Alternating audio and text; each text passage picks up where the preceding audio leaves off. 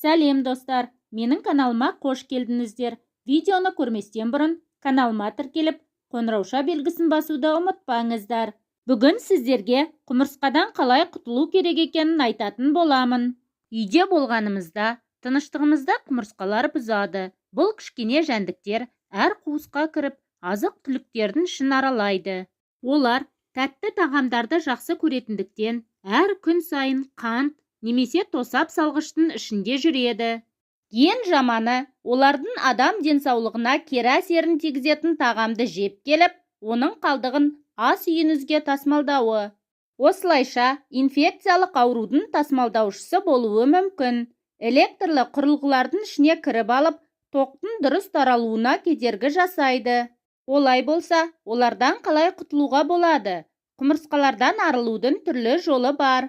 Алайда, ең әсерлі дегендерді ұсынуды жөн көрдік. Оларды қолданғаннан кейін ұзақ уақытқа дейін мазаңызды алмайды. Тіпті толығымен жоғалуы да мүмкін. Ең алдымен олардың илеуі қай жерде екенін анықтаңыз. Мүмкін көршінің үйіне жақын орналасқан шығар. Егер илеуі сіздің үйіңізде орналасса, одан бірден құтылыңыз. Ал көршінің үйінде орналасқан болса, иесімен келіскен жөн. Бізге химия көмекке келеді. Құмырсқалардың жолын бақылау арқылы илеуін табуға болады. Орналасқан жерін тапқан соң дихлофос себіңіз. Артынша үйді жақсылап жуыңыз. Мұнымен қатар машинка деп аталатын сабын сатып алып, жәндіктердің жүрген жолына жағып шығыңыз. Маңызды, үйде аяғы ауыр әйелдер, кішкене балалар мен үй жануарлары болған кезде бұл тәсіл көмектеспейді. Үй жағдайында дайындалатын қоспалар. Мұндай қоспалардың көмегі мол. Оны көбінесе ауылдық жерлерде қолданып жатады. Құмырсқалардың жейтін құралына улайтын зат қосып қойыңыз.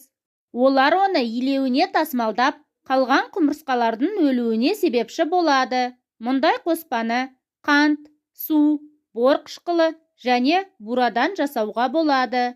Хош иісімен еліктіру үшін тосап, бал немесе шәрбат қосыңыз. Ең бастысы, қоспаны таза ыдысқа салуды ұмытпаңыз. Олар өзге иісті сезсе, қашып кетеді.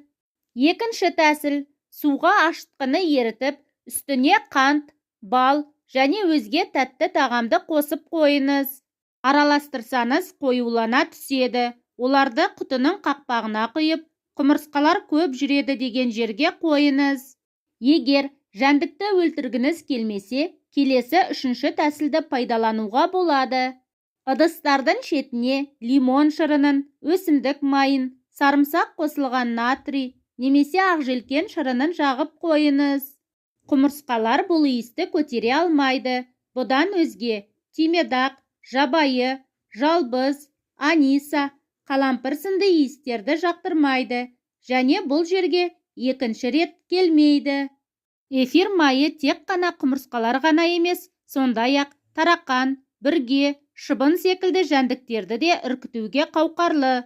Сода, кір жуатын ұнтақ пен ыдыстарды жууға арналған соданы құмырсқалардан біржолата құтылу үшін пайдаға асыруға болады.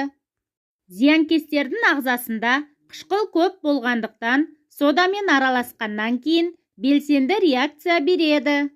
Ол үшін қант ұнтағы мен соданы бірдей мөлшерде, бірде-бір араластырып, құмырсқалар көбейіп кеткен аймақтарға сеуіп тастау керек. Ащы бұрыш, үй үшін жайлаған құмырсқалармен күресуге ащы қызыл және қара бұрышта жарайды. Ол үшін бұрыштың қайсысын болса да, құмырсқалар жүретін жерлерге сеуіп тастау керек.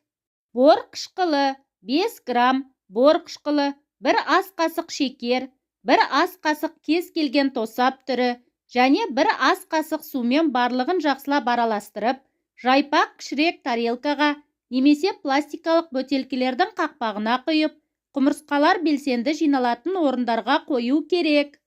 Сабын, шақырылмаған қонақтардан құтылуға сондай-ақ кәдімгі кір жуатын сабын да көмектеседі. Сабынды қатты және суға араластырып, сұйық күйінде де пайдалануға болады. Суға араластырып, әбден езілген қоспаны бүркігішке құйып шашу керек. Осыған 4-5 тамшы эфир майын араластырса, зиянкестерді жою тиімділігі арта түседі. Ал қатты күйінде сабынды үпкіштен өткізіп, құмырсқалардың жолына себу керек. Тұз. Зиянкестерді жоюға арналған химиялық қоспаларды кейде пайдалана алмайтын кездер болады.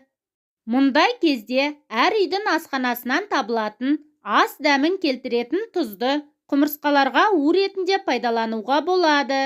Ол үшін тұз бен соданы, кальций қосылған сода бірде-бір көлемде араластырып, үстінен су құйып, бүркігішпен құмырсқалар жолына себу керек. Мүсәтір. Құмырсқалар аммиактың иісін ұнатпайды. Сондықтан зиянкестерден құтылудың тағы бір амалы: 1 литр суға 100 мг мүсәтір араластырып, қауіп көбейген аумақтарды өңдеп шығу керек. Мүсәтірдің өткір иісін 20 минуттан кейін-ақ сезбей қаласыз. Ал жәндіктер үшін бұл иіс өте ұзақ сақталады. Егер аталған өңдеуден кейін құмырсқаларға апталар салып, қайта шыға бастаса, тағы сол мүсәтір қоспасымен шкаф сөрелерін, терезенің алды секілді жерлерді сүртіп шығу керек.